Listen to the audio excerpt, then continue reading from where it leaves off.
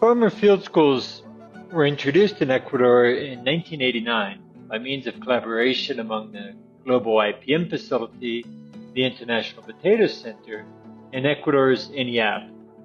Prior to that date, there was already a lot of work in the region on farmer-to-farmer extension and farmer-led innovation.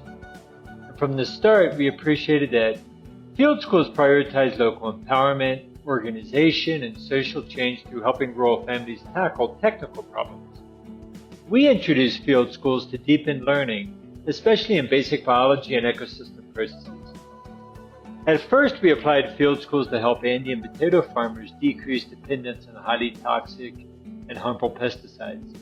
Later, field schools began to diversify to help farmers strengthen production in vegetables and small animals such as guinea pigs and chickens, and fruit tree production, including coffee and cacao. Presently, we're piloting field schools to help farmers become central actors in ecosystem restoration, in particular through strengthening the traditional Andean chakra agroforestry system. As per a curriculum of themes established with the field school participants, a field school follows a trajectory of a dozen or so special topics.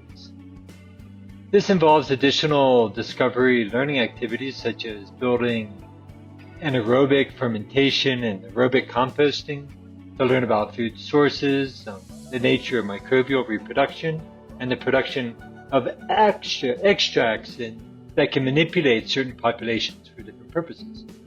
In addition, we use a refractometer, for example, to observe photosynthesis of plants under different regimes of light, a microscope to discover and monitor different kinds of bacteria, fungi, nematode, protozoas and their interactions, a smartphone application, Slake, to study soil aggregation, Berriman and Tulgren funnel methods to study nematode and arthropod diversity and abundance.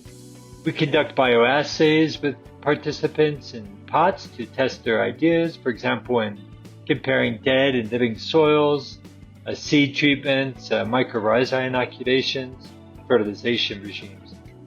Recently, the Cotacachi Nation's Women's Central Committee, internationally recognized for its curation of the Andean chakra, took part in the field school field day. Upon seeing the life of the soil through a microscope lens, one proud indigenous woman declared, "We've always felt the Pachamama was alive, but now we can see it with our own eyes." We find that such discovery can inspire farmers to want to learn, but also to experiment with greater clarity, purpose, and success.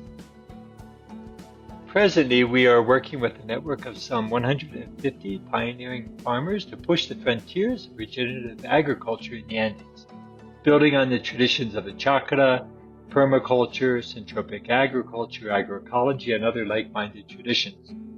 Most concretely, this involves farmer-led experimentation in monitoring soil health status, maximization of photosynthesis, controlling weeds while limiting tillage, and alternatives to synthetic fertilizers and biocides.